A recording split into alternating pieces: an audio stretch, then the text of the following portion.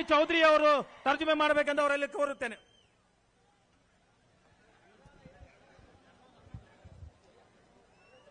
श्री शिवराज तंगड़गी जी,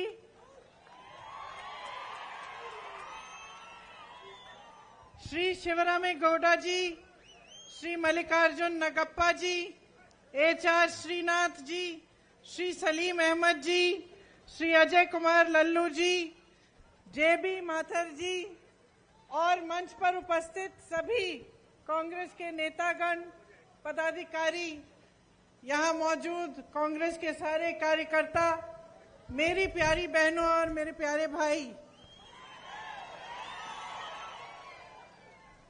ಎಲ್ಲರಿಗೂ नमस्कार। इस सभा में आप सबका बहुत बहुत स्वागत।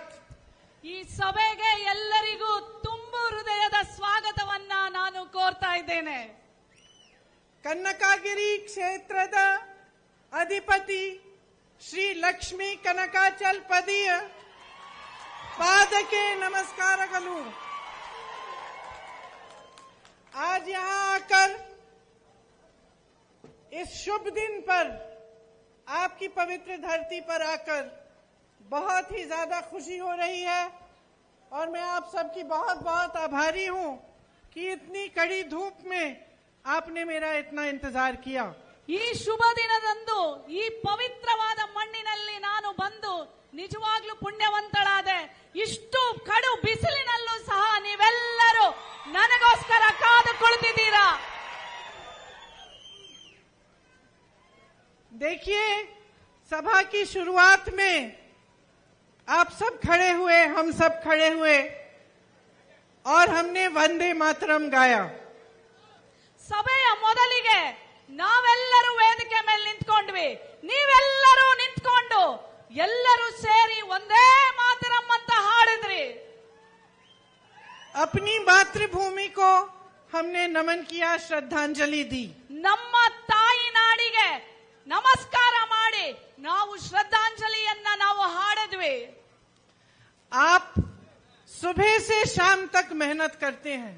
ನೀವು ಬೆಳಗ್ಗಿಂದ ರಾತ್ರಿವರೆಗೂ ಕಷ್ಟಪಟ್ಟು ದುಡಿತೀರಾ.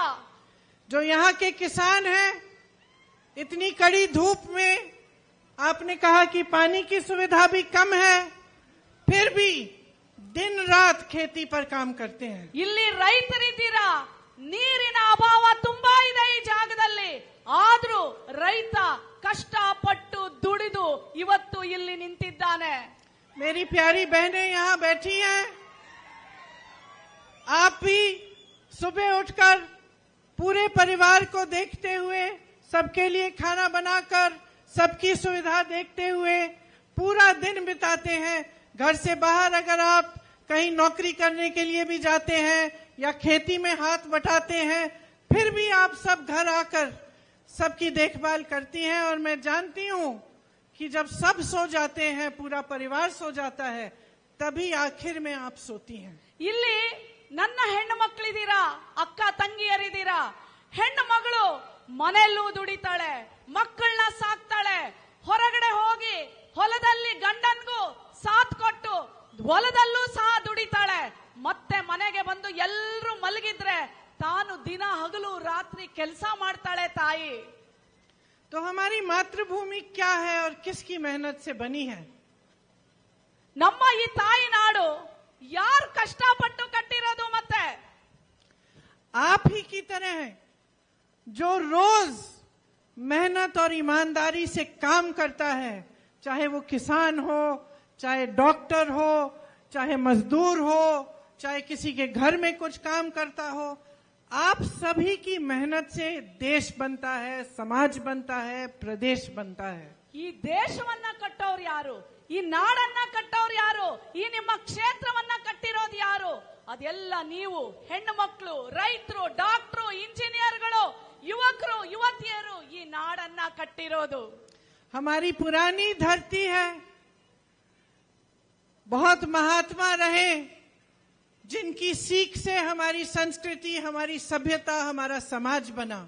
ಇಲ್ಲಿನ ಮಹಾತ್ಮರಿಂದ ನಾವೆಲ್ಲರೂ ನಡೆ ನುಡಿ ಸಂಸ್ಕೃತಿ ಪ್ರತಿಯೊಂದು ಕಲಿತು ಈ ನಾಡನ್ನ ನಾವೆಲ್ಲರೂ ಸೇರಿ ಕಟ್ಟಿದ್ದೀವಿ. धार्मिक धरती है. धर्म को मानने वाले सबसे पहले ईमानदारी की बात करते हैं, सत्य की बात करते हैं. ಇದು ಧರ್ಮದ ಕ್ಷೇತ್ರ. ಇಲ್ಲಿನ ಜನರು ಸತ್ಯವನ್ನ ನುಡಿತಾರೆ. ಸತ್ಯದ ಹಾದಿಯಲ್ಲಿ ನಡೆಯುವಂತ ಜನರು ಈ ಕ್ಷೇತ್ರದ ಜನರು. और हमारा महान देश आजाद भी जब हुआ तो सत्य के आधार पर हुआ. महात्मा गांधी जी ने सत्याग्रह की, सत्य की लड़ाई लड़े. ಈ ದೇಶವನ್ನ ಬ್ರಿಟಿಷರಿಂದ ಏನಾದ್ರೂ ನಾವು ತಗೊಂಡಿದ್ರೆ ಸತ್ಯದ ಹಾದಿಯಲ್ಲಿ ನಡೆದಂತ ಅವತ್ತಿನ ಜನರು ಮತ್ತು ಮಹಾತ್ಮ ಗಾಂಧಿಯವರು. तो हमारी देश की परंपरा रही है, पुरानी परंपरा है कि हमारे जो देश के नेता होते हैं हम उनसे उम्मीद रखते हैं कि वो हमारी सभ्यता को बनाए रखें, कि वो एक साधारण जीवन जिए और ईमानदारी से हमारे लिए काम करें.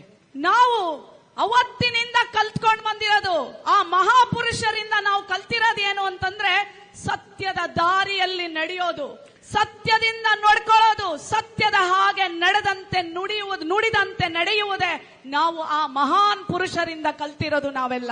चाहे महात्मा गांधी, जवाहरलाल नेहरू जैसे महापुरुष रहे हों, लेकिन हमेशा जनता के सामने झुके और जनता का आदर किया. ಅವತ್ತಿನ ಮಹಾತ್ಮ ಗಾಂಧಿ ಅವರಾಗಿರ್ಬೋದು, ಜವಾಹರ್ಲಾಲ್ ನೆಹರು ಅವರಾಗಿರ್ಬೋದು, ಸತ್ಯದ ಮುಂದೆ ಜನರ ಮುಂದೆ ತಲೆ ತಗ್ಗಿಸಿ ನಡೆದರು ಅವತ್ತಿನ ಮಹಾತ್ಮರು. आपका कर्नाटका प्रदेश हमारे देश का एक बहुत महत्वपूर्ण प्रदेश है. ಇಡೀ ಭಾರತ ದೇಶದಲ್ಲಿ ಕರ್ನಾಟಕದ ಪ್ರದೇಶ ಬಹಳ ಮಹತ್ವವಾದ ರಾಜ್ಯ. आपकी मजबूती से, आपके विकास से, आपके उदाहरण को देखकर पूरा देश गर्वित होता है. ಇಡೀ ದೇಶದಲ್ಲಿ ಇವತ್ತು ಕರ್ನಾಟಕ ರಾಜ್ಯ ಪ್ರಸಿದ್ಧ. ಯಾಕೆ ಅಂದ್ರೆ ಅದು ನಿಮ್ಮ ಕಷ್ಟದಿಂದ ಮತ್ತೆ ಶ್ರಮದಿಂದ ಈ ಕರ್ನಾಟಕ ದೇಶವನ್ನ ಕಟ್ಟಿದ್ದೀರಾ. ಇಡೀ ಪ್ರಪಂಚದಲ್ಲೇ ಪ್ರಸಿದ್ಧವಾಗಿದೆ ಕರ್ನಾಟಕ. दुनिया की बड़ी बड़ी कंपनीज के सीईओ, डायरेक्टर आपके प्रदेश के हैं. ಇವತ್ತು ಜಗತ್ತಿನಲ್ಲಿ ದೊಡ್ಡ ದೊಡ್ಡ ಹುದ್ದೆಗಳಲ್ಲಿ ಸಿಇಒ ಅಂತ ಸ್ಥಾನಗಳಲ್ಲಿ ಏನಾದ್ರೂ ಇದ್ರೆ ಅದು ಕರ್ನಾಟಕದ ಜನರು.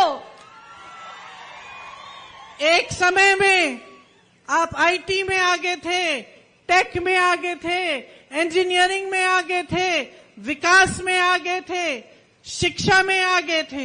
ಒಂದು ಸಮಯದಲ್ಲಿ ನಮ್ಮ ಕರ್ನಾಟಕದ ಜನರು, ನಮ್ಮ ಕರ್ನಾಟಕದ ರಾಜ್ಯ ಐಟಿಯಲ್ಲಿ ಮುಂದೆ ಇತ್ತು, ಇಂಜಿನಿಯರಿಂಗ್ ಅಲ್ಲಿ ಮುಂದೆ ಇತ್ತು, ತಂತ್ರಜ್ಞಾನದಲ್ಲಿ ಮುಂದೆ ಇತ್ತು, ಶಿಕ್ಷಣದಲ್ಲಿ ಮುಂದೆ ಇತ್ತು. पिछले चुनाव में इसी तरह सबने प्रचार किया, आपने अपना वोट डाला और अपने लिए एक नई सरकार बनाई. ಕಳೆದ ಸಲ ನೀವೆಲ್ಲರೂ ಇದೇ ತರ ನೀವು ವೋಟ್ ಹಾಕಿದ್ರಿ, ಬೇರೆಯೊಂದು ಪಕ್ಷ ಬಂದು ಇವತ್ತು ರಾಜ್ಯವನ್ನ ಆಳ್ತಾ ಇದೆ. कुछ ही समय बाद उस सरकार को पैसों के बल से, सत्ता के बल से तोड़ा गया और आज की जो बीजेपी की सरकार है वो 3.5 सालों से आपके प्रदेश में बनी. ನೀವು ಹೋದ್ ಸಲ ವೋಟ್ ಹಾಕಿ ಒಂದು ಸರ್ಕಾರವನ್ನ ರಚನೆ ಮಾಡಿದ್ರಿ. ಆದ್ರೆ ಬಿಜೆಪಿಯವರು ಹಿಂದೆಗಾಲಿಂದ ಲಂಚವನ್ನ ಕೊಟ್ಟು ಬಂದಿದ್ದಂತ ಸರ್ಕಾರವನ್ನ ಮುರಿದು ಅವರು ಕಳ್ಳ ದಾರಿಯಿಂದ ಬಂದು ಅಧಿಕಾರವನ್ನ ಹಿಡಿದ್ರು. ಬಿಜೆಪಿ ಸರ್ಕಾರ ಕಳೆದ 3 ವರ್ಷಗಳಿಂದ ಅವರೇ ಈ ರಾಜ್ಯವನ್ನ ಆಳ್ತಾ ಇದ್ದಾರೆ. और जब भी प्रदेश में या देश में एक नई सरकार बनती है तो अपनी पहचान बना देती है. तो जैसे आपने कहा, इंदिरा जी की जिक्र की, इंदिरा जी की जो सरकार बनी, जब उन्होंने भूमि के जो रिफॉर्म्स किए, लैंड रिफॉर्म्स किए, उसके लिए सुप्रसिद्ध बनी. ಯಾವುದೇ ಸರ್ಕಾರ ಬಂದ್ರೆ ಅವ್ರದೇ ಆದಂತ ಒಂದು ಯೋಜನೆಗಳನ್ನ ತರುತ್ತೆ. ಇವತ್ತು ನೀವು ಇಂದಿರಾ ಗಾಂಧಿಯನ್ನ ಎಲ್ಲರೂ ನೆನಪು ಮಾಡ್ತಾ ಇದ್ದೀರಾ. ಯಾಕೆ? ಉಳುವವನಿಗೆ ಭೂಮಿ ಅಂತ ಕೊಟ್ಟಿದ್ದು ಆ ಮಹಾತಾಯಿ ಇಂದಿರಾ ಗಾಂಧಿ. राजीव गांधी की सरकार देश को आधुनिक दौर में ले जाने के लिए, टेक्निक में, आईटी में आगे बढ़ाने के लिए मशहूर हुई. ಮತ್ತೆ ರಾಜೀವ್ ಗಾಂಧಿ ಅವರು ಪ್ರಧಾನಮಂತ್ರಿ ಆದ್ರು. ಅವರು ನಮ್ಮ ಇಡೀ ದೇಶವನ್ನ ಐಟಿಯಲ್ಲಿ, ಕಂಪ್ಯೂಟರ್ ಅಲ್ಲಿ, ಡಿಜಿಟಲ್ ಸಿಸ್ಟಮ್ ನಲ್ಲಿ ಮುಂದೆ ತಗೊಂಡೋದ್ರು. ಈ ರಾಜ್ಯ, ಈ ದೇಶವನ್ನ ಆಧುನಿಕ ತಂತ್ರಜ್ಞಾನ ಕಡೆ ರಾಜೀವ್ ಗಾಂಧಿ ಅವರು ತಗೊಂಡೋದ್ರು. आज कुछ प्रदेशों में कांग्रेस की सरकारें हैं, राजस्थान में है, हिमाचल में है, छत्तीसगढ़ में है, तो वहां भी उनकी अलग अलग पहचान बनी.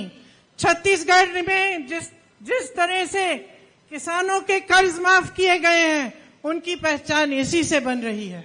ಬೇರೆ ರಾಜ್ಯಗಳಲ್ಲಿ ಇವತ್ತು ಕಾಂಗ್ರೆಸ್ ಸರ್ಕಾರ ಇದೆ. ಅದು ಛತ್ತೀಸ್ಗಢ ಇರ್ಬೋದು, ರಾಜಸ್ಥಾನ್ ಇರ್ಬೋದು, ಹಿಮಾಚಲ್ ಪ್ರದೇಶ ಇರ್ಬೋದು.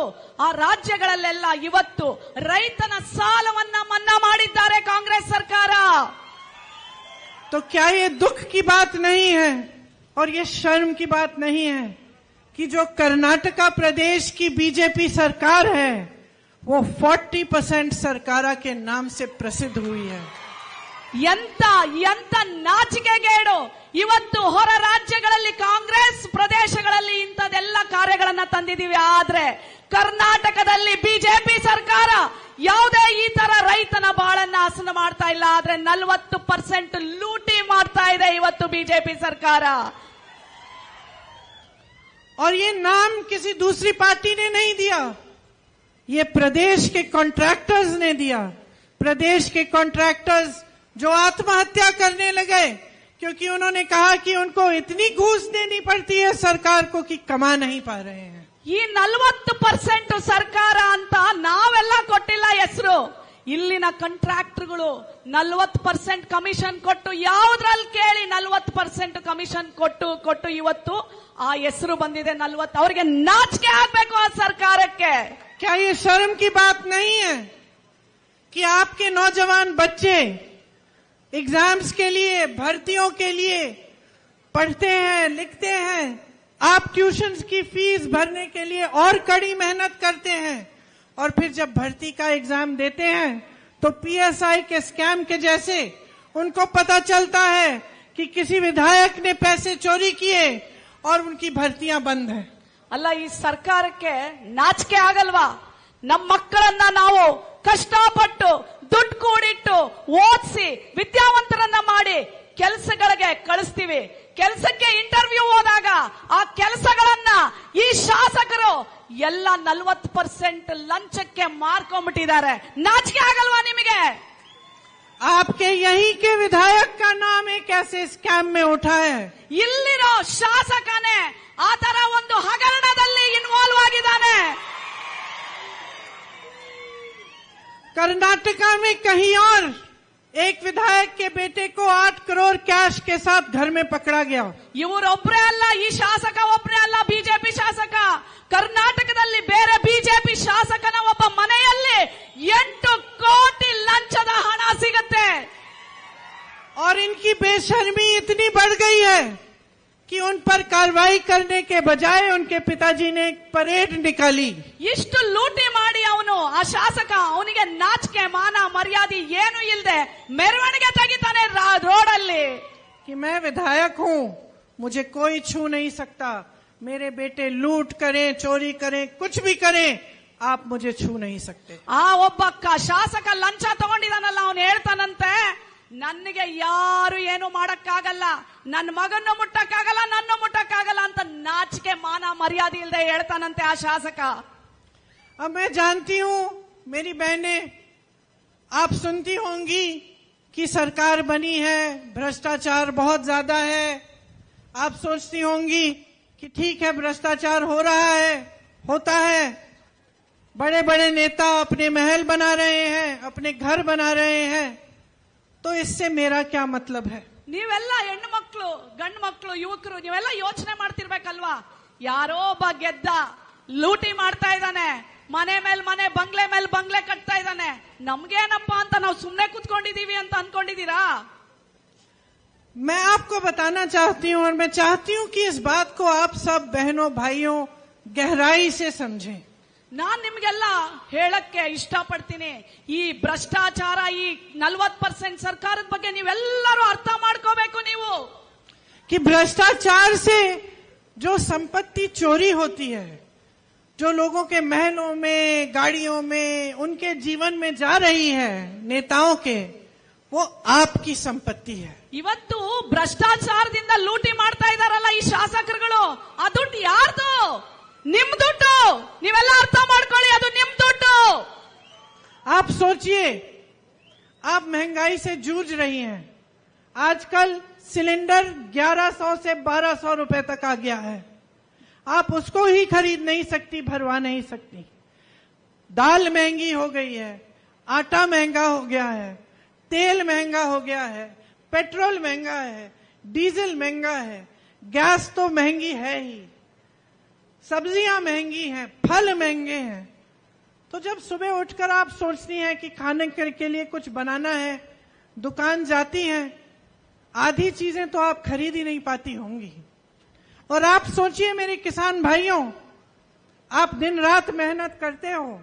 पहले आपको 50 किलो का बोरा मिलता था यूरिया, उतने ही पैसों के लिए आज उसमें 5 किलो भी कम कर दिए हैं। जीएसटी ट्रैक्टर पे है, बिजली के दाम बहुत ज्यादा चढ़ गए हैं, फर्टिलाइजर पे जीएसटी, पेस्टिसाइड पे जीएसटी, तो आप अपना गुजारा कैसे करेंगे? और ये सब ऐसा ही नहीं हो रहा है कि दुनिया में महंगाई बढ़ गई है तो बढ़ गई है। ये आपके साथ इसलिए हो रहा है क्योंकि एक भ्रष्ट सरकार भ्रष्ट नीतियां बना रही है और उनकी नीतियों में आपका हित नहीं है। ಅಕ್ಕ ತಂಗಿಯರೇ, ನನ್ನ ಎಲ್ಲ ಯುವಕರೇ, ನಿಮಗೆಲ್ಲ ಒಂದು ಹೇಳಕ್ ಇಷ್ಟಪಡ್ತೀನಿ. ಇವತ್ತು ನೀವು ಅವರು ನಿಮ್ಮ ಹಣವನ್ನ ಲೂಟಿ ಮಾಡಿ ಇವತ್ತು ಮೆಹಲ್ಗಳಲ್ಲಿ, ಅವರ ಗಾಡಿಗಳಲ್ಲಿ ಬಂಗ್ಲೆಗಳನ್ನ ಕಟ್ತಾ ಇದ್ದಾರೆ. ಆದ್ರೆ ನೀವು ಬೆಳಗ್ಗೆ ಎದ್ದು ಅಂಗಡಿಗೆ ಹೋದ್ರೆ ಇವತ್ತು ಬೇಳೆ ಜಾಸ್ತಿ ಆಗಿದೆ, ಎಣ್ಣೆ ಜಾಸ್ತಿ ಆಗಿದೆ, ಗ್ಯಾಸ್ ನಿಮಗೆ ಇವತ್ತು 400 ರೂಪಾಯಿ ಇದ್ದಿದ್ದು 1200 ರೂಪಾಯಿ ಆಗಿದೆ. ರೈತ ಯೂರಿಯಾ ತಗೊಳಕ್ ಹೋದ್ರೆ, ಗೊಬ್ಬರ ತಗೊಳಕ್ ಹೋದ್ರೆ, ಫರ್ಟಿಲೈಸರ್ ತಗೊಳಕ್ ಹೋದ್ರೆ ಎಲ್ಲ ಇವತ್ತು ಒಂದಕ್ಕಿಂತ ಡಬಲ್ ರೇಟ್ ಆಗಿದೆ.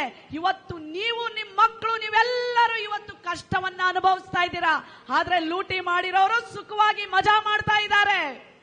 क्योंकि अगर महंगाई बढ़ भी रही है और पूरी दुनिया में हो सकता है बढ़ रही है, लेकिन सरकार का काम है आपको राहत देना कि चाहे महंगाई बढ़ रही है, मुश्किलें बढ़ रही हैं, आपकी सहायता करना, आपके लिए स्कीम्स बनाना ताकि आप अपने पैरों पर खड़े हो पाएं, आप अपनी समस्याओं का सामना कर पाएं, यही सरकार का कर्तव्य होता है।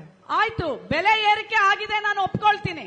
ಆದ್ರೆ ಸರ್ಕಾರದ ಜವಾಬ್ದಾರಿ ಅಂದ್ರೆ ಏನು? ಸರ್ಕಾರ ಏನ್ ಮಾಡಬೇಕು ಜನರಿಗೋಸ್ಕರ? ಸರ್ಕಾರ ಈ ಜನರಿಗೆ ಬೆಲೆ ಏರಿಕೆ ಆಗಿದೆ, ಅವರಿಗೋಸ್ಕರ ಒಳ್ಳೆ ಯೋಜನೆಗಳನ್ನ ತಂದು ಅವರನ್ನ ಶಕ್ತಿ ತುಂಬುವಂತ ಕೆಲಸ ಸರ್ಕಾರ ಮಾಡಬೇಕಾಗಿತ್ತು. आपको मालूम होगा कि इस सरकार ने 1.5 लाख करोड़ रुपए लूटे हैं कर्नाटका से। ನಿಮಗೆಲ್ಲ ಗೊತ್ತಿರಲಿ, ಈ ಸರ್ಕಾರ 1.5 ಲಕ್ಷ ಕೋಟಿ ರೂಪಾಯಿ ನಿಮ್ಮ ಹಣವನ್ನ ಲೂಟಿ ಮಾಡಿದೆ. कोई सोच भी सकता है कि ये कितना पैसा है? ನೀವು ಯಾರಾದ್ರೂ ಯೋಚನೆ ಮಾಡಕ್ ಸಾಧ್ಯನಾ? 1.5 ಲಕ್ಷ ಕೋಟಿ ಎಷ್ಟು ಅಂತ ನೀವೆಲ್ಲ ಯೋಚನೆ ಮಾಡಕ್ ಸಾಧ್ಯನಾ? इससे आपके लिए कितने सारे काम हो सकते थे। ಆ 1.5 ಲಕ್ಷ ಕೋಟಿಯಲ್ಲಿ ನಿಮಗೋಸ್ಕರ ಎಷ್ಟೊಂದು ಕೆಲಸವನ್ನ ಈ ಸರ್ಕಾರ ಮಾಡಬಹುದಾಗಿತ್ತು. 100 एम्स के अस्पताल बन सकते थे, 100 ಏಮ್ಸ್ ಹಾಸ್ಪಿಟಲ್ಗಳನ್ನ ನಿಮಗೋಸ್ಕರ ಕಟ್ಟಬಹುದಾಗಿತ್ತು. 187 ESI के हॉस्पिटल बन सकते थे, 187 ESI ಆಸ್ಪತ್ರೆಗಳು ನಿಮಗೋಸ್ಕರ ಕಟ್ಟಬಹುದಾಗಿತ್ತು. 30,000 स्मार्ट क्लासरूम बन सकते थे जिसमें आपके बच्चे पढ़ाई कर सकते थे. 30,000 ಸ್ಮಾರ್ಟ್ ಕ್ಲಾಸ್ ನಿಮ್ಮ ಮಕ್ಕಳಿಗೆ, ನಿಮ್ಮ ಮಕ್ಕಳ ಸಲುವಾಗಿ ನಾವು ಕಟ್ಟಬಹುದಾಗಿತ್ತು.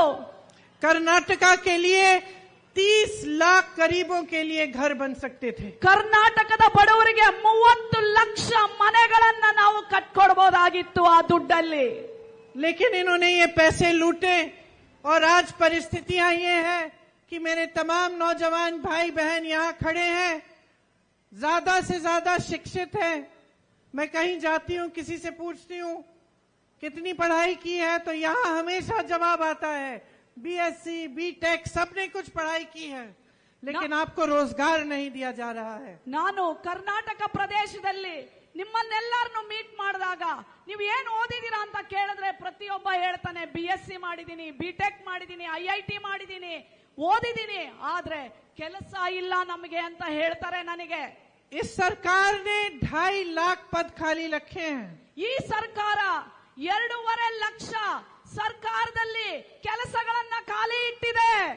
और इससे बड़ी शर्म की बात यह है, चलो खाली रख लिए पद, आपने दिए नहीं नौकरियां, लेकिन आप तो पोस्ट के लिए आपने रेट फिक्स कर ली है. ನಾಚಿಕೆ ಆಗುವಂತ ಒಂದು ಸಂಗತಿ ಏನಂದ್ರೆ, ಸರಿ ನೀವು 2.5 ಲಕ್ಷ ಸರ್ಕಾರಿ ಕೆಲಸನ ಖಾಲಿ ಇಟ್ಟಿದ್ದೀರಾ, ಆದ್ರೆ ಆ ಕೆಲಸಕ್ಕೆ ತುಂಬಬೇಕಾದ್ರೆ ಒಂದೊಂದು ಕೆಲಸಕ್ಕೆ ಇಷ್ಟಿಷ್ಟು ರೇಟು ಅಂತ ಫಿಕ್ಸ್ ಮಾಡಿದ್ದಾರೆ ಈ ಕಳ್ಳ ಶಾಸಕರು. किसी पोस्ट के लिए 50 लाख, किसी के लिए 70 लाख, किसी के लिए 30 लाख, हर चीज के लिए कुछ न कुछ आपको देना पड़ता है. जो आपका हक है, आपका अधिकार है. अगर सरकार में पद खाली है तो हर नौजवान का अधिकार है कि उसको वो पद मिले. ಪ್ರತಿಯೊಂದು ಈ ಸರ್ಕಾರಿ ಕೆಲಸಕ್ಕೆ ನಿಮ್ಮ ಹಕ್ಕಿದೆ. ನಿಮಗೆ ಗೊತ್ತಾ, ಒಂದೊಂದು ಸರ್ಕಾರಿ ಕೆಲಸಕ್ಕೆ ಈ ಕಳ್ಳ ಶಾಸಕರು ಎಷ್ಟು ಲಂಚ ತಗೊಳ್ತಾ ಇದ್ದಾರೆ ಗೊತ್ತಾ?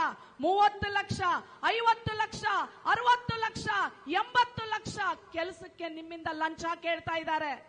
और मेरे किसान भाइयों की हालत देखिए, 25,000 रुपए पर एकड़ टैक्स लगा दिया है. ನನ್ನ ರೈತರ ಒಂದು ಗೋಳು ನೋಡ್ರಿ, ಪ್ರತಿಯೊಂದು ಎಕರೆಗೆ ಟ್ಯಾಕ್ಸ್ ಗಳನ್ನ ಜಾಸ್ತಿ ಮಾಡಿದ್ದಾರೆ. डबल आमदनी की बात की थी, डबल आमदनी सिर्फ इनके नेताओं और इनके उद्योगपति दोस्तों की हुई है. ರೈತರದು ಆದಾಯ ಡಬಲ್ ಮಾಡ್ತೀನಿ ಅಂದಿದ್ರು, ರೈತರಿಗೆ ಆದಾಯ ಡಬಲ್ ಮಾಡಿಲ್ಲ ಸ್ವಾಮಿ. ಇವ್ರುಗಳು ಲಂಚ ಹೊಡೆದು ಲೂಟಿ ಮಾಡಿದ ಇವ್ರು ಡಬಲ್ ಇನ್ಕಮ್ ಮಾಡ್ಕೊಂಡ್ಬಿಟ್ಟಿದ್ದಾರೆ. हमारे देश का किसान औसत प्रतिदिन 27 रुपए कमाता है. ನಮ್ಮ ದೇಶದ ರೈತ ಪ್ರತಿದಿನ ಬರೀ 27 ರೂಪಾಯಿ ಗಳಿಸ್ತಾನೆ ಸ್ವಾಮಿ. और प्रधानमंत्री जी के बड़े बड़े उद्योगपति मित्र गौतम अडानी की तरह एक दिन में 1600 करोड़ रुपए कमा रहे हैं. ಆದ್ರೆ ನಮ್ಮ ರೈತ ಬರೀ 27 ರೂಪಾಯಿ ಗಳಿಸ್ತಾನೆ. ಆದ್ರೆ ಈ ದೇಶದ ಪ್ರಧಾನಮಂತ್ರಿ ಇದಲ್ಲ ಮೋದಿ, ಅವರ ಸ್ನೇಹಿತರು ಒಂದು ದಿನಕ್ಕೆ 16,000 ಕೋಟಿ ರೂಪಾಯಿನ ಗಳಿಸ್ತಾರೆ. आपके लिए जहां से रोजगार बनने थे, वो बड़े बड़े PSU उसको गिफ्ट के तौर पर दे दिए गए हैं. ಎಲ್ಲಿ ನಿಮಗೋಸ್ಕರ ಕೆಲಸಗಳನ್ನ ಮಾಡಬೇಕಾಗಿತ್ತು ಆ ಕಂಪನಿಗಳನ್ನೆಲ್ಲ ಇವತ್ತು ನರೇಂದ್ರ ಮೋದಿ ಅವರ ಸ್ನೇಹಿತರಿಗೆ ಉಡುಗೊರೆಯಾಗಿ ಕೊಟ್ಬಿಟ್ಟಿದ್ದಾರೆ. और जो छोटा बिजनेसमैन है, मीडियम स्केल का बिजनेसमैन है, जो दुकानें चलाता है या छोटा छोटा बिजनेस करता है, आपकी तरह GST और नोटबंदी सी आपकी के जैसी नीतियों से आपकी कमर तोड़ी गई. ಸಣ್ಣ ಸಣ್ಣ ಚಿಕ್ಕ ಚಿಕ್ಕ ಬಿಸ್ನೆಸ್ ಮಾಡ್ತಾರೆ ಅಂತವ್ರದ್ದೆಲ್ಲ ಇವತ್ತು GST ಟ್ಯಾಕ್ಸ್ ಹಾಕಿ ಇವತ್ತು ನೋಟಿನ ಅಮಾನ್ಯೀಕರಣ ಮಾಡಿ ಎಲ್ಲ ಸಣ್ಣ ಮತ್ತು ಮಧ್ಯಮ ಬಿಸ್ನೆಸ್ ಕೈಗಾರಿಕೆಗಳನ್ನ ಮುಚ್ಚಾಕ್ಬಿಟ್ಟಿದ್ದಾರೆ ಈ ಸರ್ಕಾರ. तो रोजगार दिलवाने के जितने भी माध्यम थे उनको कमजोर कर दिया, खत्म कर ಕೆಲಸಗಳನ್ನ दिया. ಕೊಡುವಂತ ಎಷ್ಟು ಸಾಧನೆಗಳಿತ್ತು, ಯೋಜನೆಗಳಿತ್ತು, ಎಲ್ಲವನ್ನ ಮುಚ್ಚಾಕ್ಬಿಟ್ಟಿದೆ ಈ ಸರ್ಕಾರ. कांग्रेस वो माध्यम फिर से बनाना चाहती है. ಮತ್ತೆ ಕಾಂಗ್ರೆಸ್ ಸರ್ಕಾರ ನಿಮಗೋಸ್ಕರ ಮತ್ತೆ ಎಲ್ಲವನ್ನ ತರಲಿಕ್ಕೆ ರೆಡಿ ಆಗಿದೆ.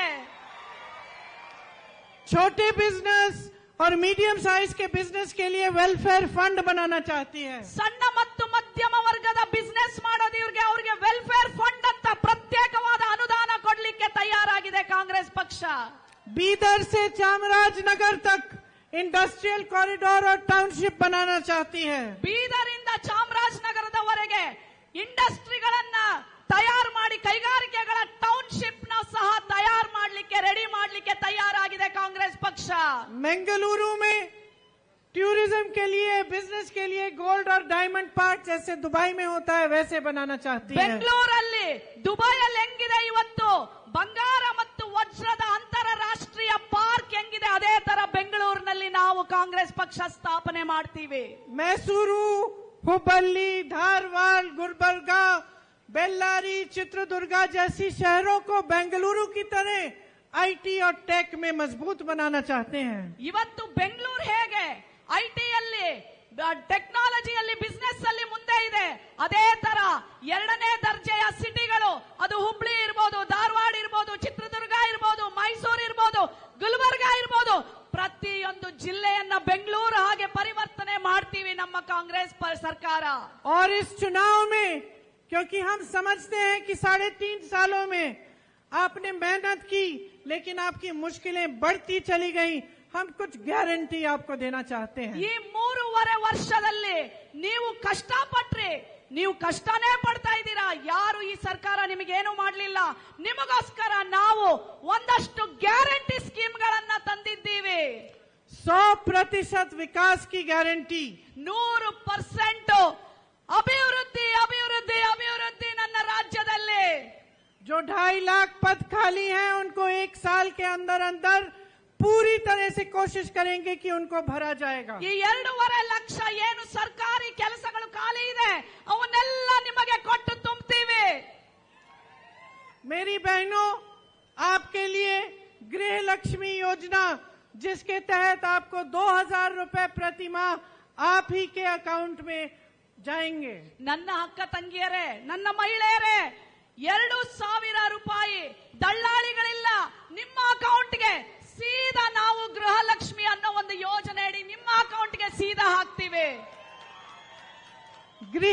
ज्योति योजना, जिससे 200 यूनिट फ्री बिजली मिलेगी। ಗೃಹ ಜ್ಯೋತಿ ಕರೆಂಟ್ ಬಿಲ್ಲು 200 ಯೂನಿಟ್ ವರೆಗೂ ನೀವು ದುಡ್ಡೇ ಕಟ್ಟಂಗಿಲ್ಲ ನಿಮ್ಮ ಮನೆಯಲ್ಲಿ ಇನ್ನು ಮುಂದೆ. मेरी बहनें, आपके लिए सारी बस की यात्राएं फ्री होंगी। ಪ್ರತಿಯೊಂದು ಹೆಣ್ಣು ಮಗಳು ಇನ್ನು ಮುಂದೆ ಕೆಎಸ್ಆರ್ಟಿಸಿ ಬಸ್ ಅಲ್ಲಿ ಕೂತ್ಕೊಂಡ್ರೆ ಟಿಕೆಟ್ ತಗೊಳ್ಳೋ ಅವಶ್ಯಕತೆ ಇಲ್ಲ. ನನ್ನ ಇಡೀ ಹೆಣ್ಣು ಮಕ್ಕಳು ರಾಜ್ಯಾದ್ಯಂತ ಉಚಿತವಾಗಿ ಪ್ರಯಾಣ ಮಾಡಬಹುದು. आंगनवाड़ी और आशा की बहनें मेहनत करती हैं, सबका देखभाल करती हैं और कोविड के समय, कोरोना के समय सबसे ज्यादा आपने धैर्य दिखाया और भीषण परिस्थितियों में घर घर जाके वैक्सीन डलवाई। ಅಂಗನವಾಡಿ ಕಾರ್ಯಕರ್ತರು, ಆಶಾ ಕಾರ್ಯಕರ್ತೆಯರು ಎಷ್ಟು ಕಷ್ಟ ಪಡ್ತಾರೆ. ಮನೆ ಮನೆಗೆ ಹೋಗಿ ಸರ್ಕಾರದ ಯೋಜನೆಗಳನ್ನ ತಲುಪಿಸ್ತಾರೆ. ಕೋವಿಡ್ ಸಮಯದಲ್ಲಿ ನಾವೆಲ್ಲ ಬೆಚ್ಚಗೆ ಮನೆಯಲ್ಲಿದ್ವಿ, ಆದ್ರೆ ನಮಗೋಸ್ಕರ ಕೆಲಸ ಮಾಡಿದಂತ ಅಂಗನವಾಡಿ ಆಶಾ ಕಾರ್ಯಕರ್ತೆಯರಿಗೆ ನಾವು ಅನುದಾನವನ್ನ ಹೆಚ್ಚಿಗೆ ಮಾಡ್ತಾ ಇದ್ದೀವಿ. फिर भी इस सरकार ने आपका मानदेय नहीं बढ़ाया। ಇಷ್ಟೆಲ್ಲ ಕಷ್ಟ ಪಡ್ತಿದ್ದಂತ ಅಂಗನವಾಡಿ ಕಾರ್ಯಕರ್ತರು ಮತ್ತೆ ಆಶಾ ಕಾರ್ಯಕರ್ತೆಯರಿಗೆ ಅವರಿಗೆ ಸಂಬಳ ಹೆಚ್ಚಿಗೆ ಮಾಡಲಿಲ್ಲ ಈ ಸರ್ಕಾರ. कांग्रेस पार्टी अगर सरकार बनाएगी तो आपका मानदेय 15,000 रुपए प्रति माह तक बढ़ाया जाएगा। ಕಾಂಗ್ರೆಸ್ ಪಕ್ಷ ಅಧಿಕಾರಕ್ಕೆ ಬಂದ್ರೆ ಅಂಗನವಾಡಿಯವರಿಗೆ 15,000 ರೂಪಾಯಿ ಸಂಬಳವನ್ನ ಕೊಡಲಾಗುತ್ತದೆ. मिनी आंगनवाड़ी के लिए 10,000 तक बढ़ाया जाएगा। ಚಿಕ್ಕ ಚಿಕ್ಕ ಅಂಗನವಾಡಿ ಕಾರ್ಯಕರ್ತರಿಗೆ 10,000 ಸಂಬಳವನ್ನ ಮಾಡಲಾಗುತ್ತದೆ. आशा बहनों के लिए 8,000 रुपए तक, ಆಶಾ ಕಾರ್ಯಕರ್ತರಿಗೆ 8,000 ಸಂಬಳ. और जिन्होंने आजीवन आंगनवाड़ी में सेवा की है और रिटायर होने जा रही हैं, तो मेन आंगनवाड़ी के लिए 3 लाख रुपए मिलेंगे और जो मिनी आंगनवाड़ी की बहनें हैं उनको 2 लाख रुपए मिलेंगे। ಅಂಗನವಾಡಿ ಕಾರ್ಯಕರ್ತೆಯರು ಯಾರು ಪೂರ್ತಿ ಅವರ ಜೀವಕಾಲ ಸೇವೆ ಮಾಡಿದ್ದಾರೆ, ರಿಟೈರ್ಮೆಂಟ್ ಆದ್ರೆ ಆ ಹೆಣ್ಣು ಮಕ್ಕಳಿಗೆ 3 ಲಕ್ಷ ರೂಪಾಯಿ ಕೊಡುತ್ತೆ. ಚಿಕ್ಕ ಚಿಕ್ಕ ಅಂಗನವಾಡಿಯಲ್ಲಿ ಕಾರ್ಯಕರ್ತರಿಗೆ ರಿಟೈರ್ಮೆಂಟ್ ಆದಾಗ 2 ಲಕ್ಷವನ್ನ ನಮ್ಮ ಕಾಂಗ್ರೆಸ್ ಪಕ್ಷ ಕೊಡುತ್ತೆ. भूमिहीन मजदूरों और बटाईदार किसानों के लिए एक विकास बोर्ड बनाया जाएगा, जिसमें 500 करोड़ रुपए का फंड होगा आपकी मदद के लिए। ಚಿಕ್ಕ ಚಿಕ್ಕ ಕೆಲಸ ಮಾಡ್ತಿರಲ್ಲ, ಕೂಲಿ ಕೆಲಸ, ಯಾರಿಗೆ ಮನೆ ಇಲ್ಲ, ಜಾಗ ಇಲ್ಲ, ಮತ್ತೆ ರೈತರು ಅವರಿಗೆ ಜಮೀನ್ ಇಲ್ಲದೆ ಬೇರೆ ಜಮೀನ್ಗಳಿಗೆ ಬೇರೆ ಹೊಲಗಳಿಗೆ ಹೋಗಿ ಕೆಲಸ ಮಾಡ್ತಿರಲ್ಲ, ಅವರಿಗೆ 500 ಕೋಟಿ 5,000 or 500 500 ಕೋಟಿ ರೂಪಾಯಿಗಳನ್ನ ಅದಕ್ಕೆ ಅನುದಾನವಾಗಿ ಕೊಡಲಾಗುತ್ತದೆ. इस तरह की तमाम स्कीमें हैं कांग्रेस पार्टी आपकी भलाई के लिए लाना चाहती है। ಈ ತರ ಎಷ್ಟೊಂದು ಯೋಜನೆಗಳನ್ನ ನಿಮ್ಮ ಒಳ್ಳೆಯದಕ್ಕಾಗಿ ಕಾಂಗ್ರೆಸ್ ಸರ್ಕಾರ ನಿಮಗೋಸ್ಕರ ತರಲಿದೆ. आपको हम दिखाना चाहते हैं कि एक ईमानदार सरकार जो आपके हित में काम करती है वो क्या क्या नहीं कर सकती। ನಿಮಗೆ ನಾವು ತೋರಿಸ್ತೀವಿ, ಕಾಂಗ್ರೆಸ್ ಪಕ್ಷ ಬಂದು ಸತ್ಯದಿಂದ ನಡೆಕೊಳ್ಳುವಂತ ಸರ್ಕಾರ ನಿಮಗೆ ಏನೆಲ್ಲ ಒಳ್ಳೆಯದನ್ನ ಮಾಡುತ್ತೆ ಅಂತ ನಾವು ಅಧಿಕಾರಕ್ಕೆ ಬಂದು ತೋರಿಸ್ತೀವಿ. आप सब इतनी ध्यान से मेरी बातों को सुन रहे हैं, तो मैं आपसे एक आग्रह करना चाहती हूँ। ನೀವೆಲ್ಲರೂ ನನ್ನ ಮಾತುಗಳನ್ನ ಇಷ್ಟು ಚೆನ್ನಾಗಿ ಕೇಳ್ತಾ ಇದ್ದೀರಲ್ಲ, ನಿಮಗೆಲ್ಲ ನಾನು ಒಂದು ಮಾತು ಹೇಳಕ್ ಇಷ್ಟಪಡ್ತೀನಿ. देखिए, जो चुनाव है इसकी गहराई को समझना बहुत जरूरी है। ಈ ಚುನಾವಣೆಯ ಒಂದು ಹಾಳವನ್ನ ನೀವು ಅರ್ಥ ಮಾಡ್ಕೋಬೇಕು. आप जब 10 तारीख को वोट डालने जाएंगे 10ನೇ ತಾರೀಕು ನೀವು ವೋಟ್ ಹಾಕಕ್ ಹೋಗ್ತಿರಲ್ಲ, तो 5 सालों के लिए आपका जीवन कैसा होगा, क्या तरक्की आएगी क्या नहीं आएगी, ये आप तय करने जा रहे हैं। ನೀವು ವೋಟ್ ಹಾಕಕ್ ಹೋಗ್ತಿರಲ್ಲ, ಅವತ್ತು ನೀವೆಲ್ಲರೂ ಮನಸ್ಸಲ್ಲಿ ಯೋಚನೆ ಮಾಡ್ಕೊಂಡು ಹೋಗ್ಬೇಕು.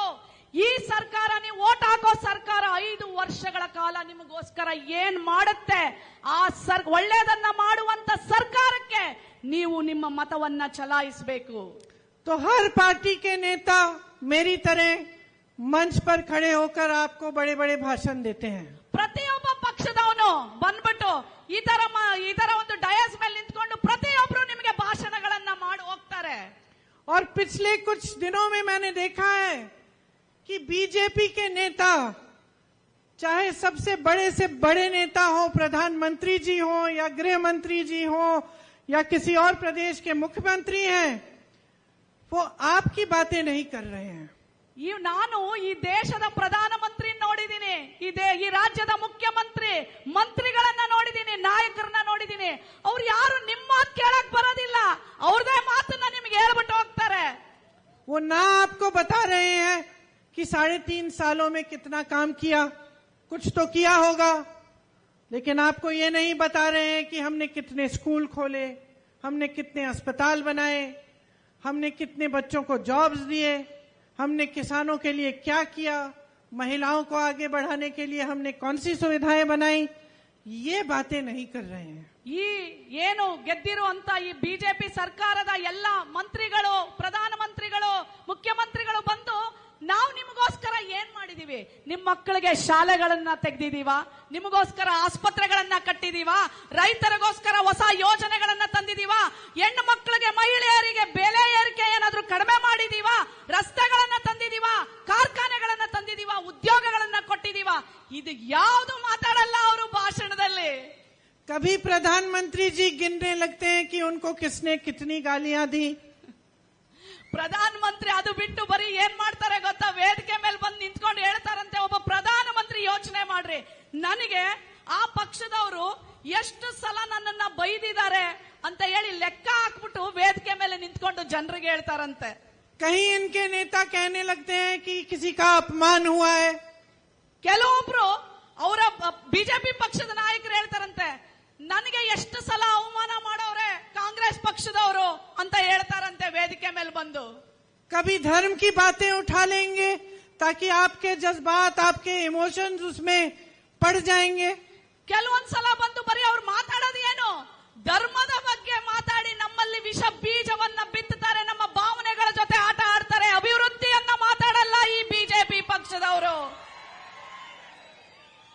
मतलब कि सारी बातें कर रहे हैं, लेकिन जो आपके काम की बात है वो नहीं हो रही है इन मंचों पर। ಎಲ್ಲಾ ಮಾತಾಡ್ತಾರೆ, ಧರ್ಮದ ಬಗ್ಗೆ ಮಾತಾಡ್ತಾರೆ, ಜಾತಿ ಬಗ್ಗೆ ಮಾತಾಡ್ತಾರೆ, ಭಾವನೆಗಳ ಬಗ್ಗೆ ಮಾತಾಡ್ತಾರೆ, ಆದ್ರೆ ನನ್ನ ಜನರಿಗೋಸ್ಕರ ಅಭಿವೃದ್ಧಿ ಏನ್ ಮಾಡಿದೀವಿ, ಏನು ಒಳ್ಳೆಯ ಯೋಜನೆಗಳನ್ನ ತಂದಿದೀವಿ ಅಂತ ಮಾತ್ರ ಹೇಳೋದಿಲ್ಲ ಈ ಬಿಜೆಪಿ ಅವರು.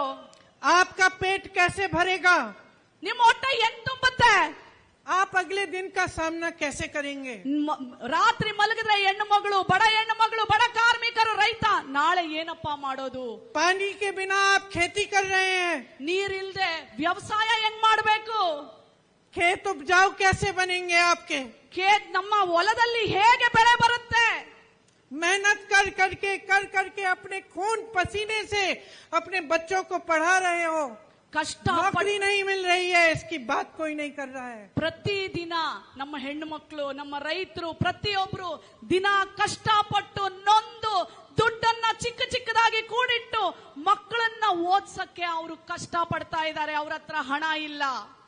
तो मैं आपसे कहना चाहती हूं, आपको याद है महाभारत में जब अर्जुन को तीर मारनी थी तो वो सिर्फ मछली की आंख देखता था, उसको और कुछ नहीं दिखता था, सीधे निशाना मारता था, सीधे ऊपर देखते थे और उस निशाने से उनका ध्यान बिल्कुल नहीं हटता था। ನಿಮ್ಮೆಲ್ಲರಿಗೂ ಒಂದು ಮಾತು ಹೇಳ್ತೀನಿ, ಅರ್ಜುನ ಅರ್ಜುನ ಅರ್ಜುನ ಎಲ್ರಿಗೂ ಗೊತ್ತಲ್ಲ. ಅರ್ಜುನ ಪಾಂಡವ ಅರ್ಜುನನಿಗೆ ಬಿಲ್ಲು ಹೊಡಿ ಅಂತ ಹೇಳ್ತಾರೆ. ಬಿಲ್ಲು ಹೊಡಿ ಅಂತ ಹೇಳಿದಾಗ ಆ ಬಾಣ ಅಲ್ಲಿ ಒಂದು ಮೀನಿರುತ್ತೆ, ಅವನಿಗೆ ಮೀನ್ ಕಾಣೋದಿಲ್ಲ, ಮೀನಿನ ಕಣ್ಣನ್ನ ಗುರಿಯಾಗಿಟ್ಕೊಂಡು ಹೊಡಿತಾನೆ. ಅದು ಅರ್ಜುನನ ಒಂದು ಗುರಿ. तो मेरी बहनों और मेरे भाइयों, कर्नाटका के अर्जुन बन जाओ. ನೀವೆಲ್ಲರೂ ಕರ್ನಾಟಕದಲ್ಲಿ ಅರ್ಜುನನಾಗಬೇಕು. ನಿಮ್ಮ ಗುರಿ. अपना ध्यान अपने भविष्य पे रखो. ನಿಮ್ಮ ಗುರಿ ಹೇಗೆ ಅರ್ಜುನ ಮೀನಿನ ಕಣ್ಣಿನ ಮೇಲೆ ಗುರಿ ಇಟ್ಟ ಹಾಗೆ ನಿಮ್ಮ ಗುರಿ ನಿಮ್ಮ ಭವಿಷ್ಯದ ಕಡೆ ಇರಬೇಕು. इधर उधर ना भटके. ಅಲ್ಲಿ ಇಲ್ಲಿ ನೀವು ಅವ್ರು ಹೇಳ್ತಾರೆ ಇವ್ರು ಹೇಳ್ತಾರೆ ಅಂತ ನೀವೇನಾದ್ರೂ ತಿರುಗ್ಕೊಂಡ್ರೆ, बड़े से बड़ा नेता आ जाए आपके सामने, आपकी बात नहीं की तो उसकी बातें को परे कर दो. ನಿಮಗೆ ಎಷ್ಟೊಂದು ಕಷ್ಟಗಳು ಬಂತು, ಪ್ರವಾಹ ಬಂತು, ಬರಗಾಲ ಬಂತು, ಯಾರು ನಿಮ್ಮ ಮಾತುಗಳನ್ನ ಕೇಳಲಿಲ್ಲ, ಅದನ್ನೆಲ್ಲ ಪಕ್ಕಕ್ಕಿಡಿ. अपना ध्यान अपनी समस्याओं पर, ನಿಮ್ಮ अपने विकास पर, अपने बच्चों के भविष्य पर, अपने पेट भरने पर, अपनी ईमानदारी पर आप अपना ध्यान एकदम सटीक रखो, उसको हिलने मत दो.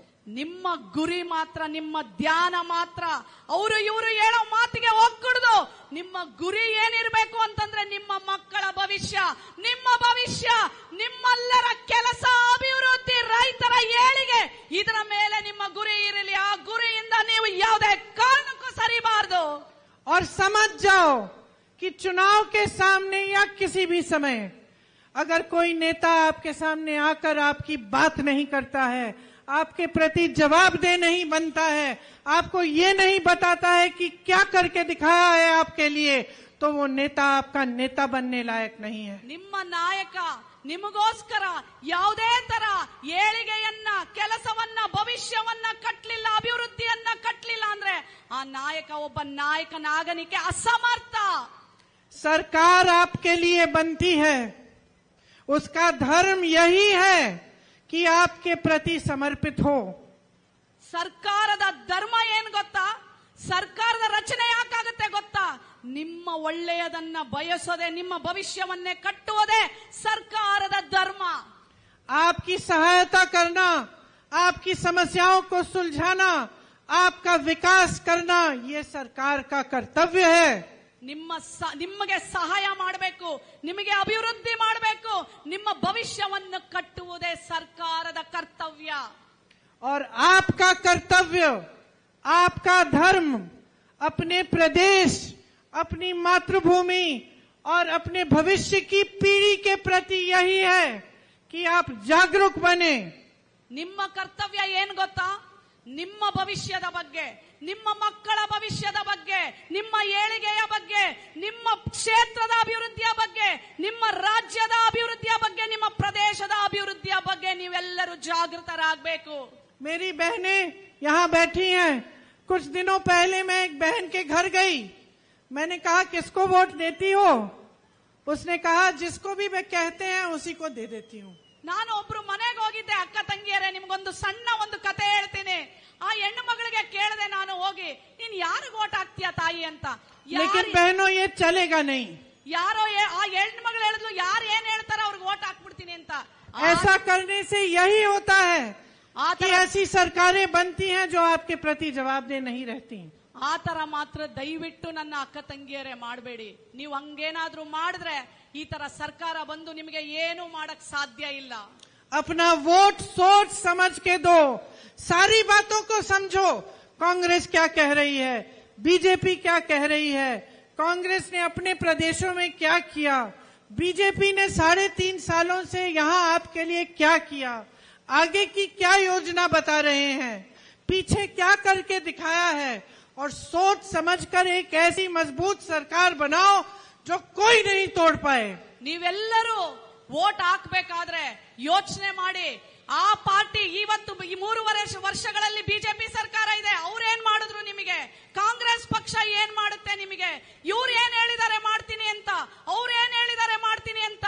ನಿಮ್ಮ ಭವಿಷ್ಯವನ್ನ, ನಿಮ್ಮ ಬದುಕನ್ನ, ನಿಮ್ಮ ಪ್ರತಿಯೊಂದು ಆರೋಗ್ಯವನ್ನ, ಅಭಿವೃದ್ಧಿಯನ್ನ ಯಾವ ಸರ್ಕಾರ ಮಾಡುತ್ತೆ ಅವರಿಗೆ ನೀವು ಮತ ಕೊಟ್ಟು ಗೆಲ್ಲಿಸಿ, ಬಹುಮತದಿಂದ ಗೆಲ್ಲಿಸಿ. पूर्ण बहुमत से जिताओ ताकि एक मजबूत सरकार बने, कोई उसको हिला नहीं पाए और वो भी आपके लिए दिन रात काम करके दिखाए, उसका भी ध्यान न भटकने पाए. क्योंकि जब आप दुर्बल सरकार बनाते हो तो उस सरकार का समय अपने आप को बचाने में चले जाता है. ನಿಮ್ಮೆಲ್ಲರಿಗೂ ನಾನು ಒಂದು ಮಾತು ಹೇಳ್ತೀನಿ. ಈ ಸಲ ನೀವು ವೋಟ್ ಹಾಕಿ, ಮತ ಹಾಕಿ, ಬಹುಮತದಿಂದ ಸರ್ಕಾರವನ್ನ ಗೆಲ್ಲಿಸಬೇಕು. ಇಲ್ಲದೆ ಹೋದ್ರೆ ಏನಾಗುತ್ತೆ ಗೊತ್ತಾ? ದುರ್ಬಲ ಸರ್ಕಾರ ಆಗುತ್ತೆ. ಅವ್ರ ಸರ್ಕಾರನ ಉಳಿಸೋ ಕಡೆನೆ ಅವ್ರ ಗಮನ ಹೊರಟೋಗುತ್ತೆ. ಜನರಿಗೆ ಕೆಲಸ ಮಾಡೋದಿಕ್ಕೆ ಅವ್ರಿಗೆ ಗಮನನೇ ಇರಲ್ಲ. ಆದ್ರಿಂದ ನಾನು ನಿಮಗೆಲ್ಲರಿಗೂ ಕೇಳ್ಕೊಳ್ಳೋದಿಷ್ಟೇ, ಈ ಸಲ ನೀವು ಬಹುಮತದಿಂದ 150 ಸೀಟ್ನ ನೀವು ಕಾಂಗ್ರೆಸ್ ಪಕ್ಷವನ್ನ ಗೆಲ್ಲಿಸಬೇಕು. तो इस बार अपने प्रदेश के लिए एक सरकार चुनो जो आपके प्रदेश का गर्व रखे, जो पूरी देश दुनिया में जान जाए कि हाँ, ये सरकार कर्नाटका के लिए काम कर रही है और गर्व हो आपको अपने प्रदेश पर और अपने सरकार पर. ನಿಮಗೆಲ್ಲರಿಗೂ ಅಭಿಮಾನ ಇರಬೇಕು. ಈ ಸಲ ನೀವು ಬಹುಮತ ಕೊಟ್ಟು ಕಾಂಗ್ರೆಸ್ ಪಕ್ಷವನ್ನ ಗೆಲ್ಲಿಸಿದಾಗ ಇಡೀ ಪ್ರಪಂಚ ಹೇಳಬೇಕು, ವಾವ್, ಕರ್ನಾಟಕದ ಕಾಂಗ್ರೆಸ್ ಸರ್ಕಾರ ಜನರಿಗೆ ಅಭಿವೃದ್ಧಿ ಪತಾಕಿಯನ್ನ ಕೆಲಸ ಮಾಡ್ತಾ ಇದೆ ಅಂತ ಹೇಳಿ. एक बार जोर से मेरे साथ बोलिए, कर्नाटका की जय, कर्नाटका की जय, कर्नाटका की जय. और हमारे यहाँ के जो उम्मीदवार हैं, शिवराज तंगगडी,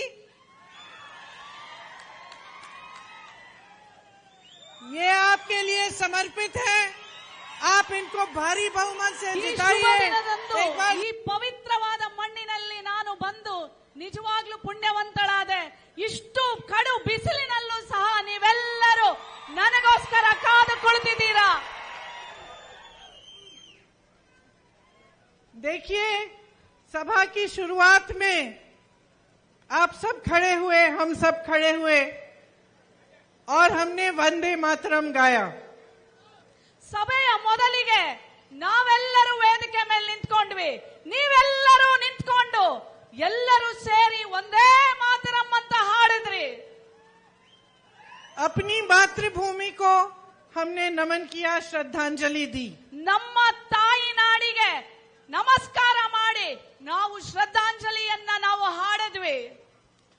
आप सुबह से शाम तक मेहनत करते हैं. ನೀವು ಬೆಳಗ್ಗಿಂದ ರಾತ್ರಿವರೆಗೂ ಕಷ್ಟಪಟ್ಟು ದುಡಿತೀರಾ. जो यहाँ के किसान हैं, इतनी कड़ी धूप में आपने कहा कि पानी की सुविधा भी कम है, फिर भी दिन रात खेती पर काम करते हैं. ಇಲ್ಲಿ ರೈತರಿದ್ದೀರಾ, ನೀರಿನ ಅಭಾವ ತುಂಬಾ ಇದೆ ಈ ಜಾಗದಲ್ಲಿ.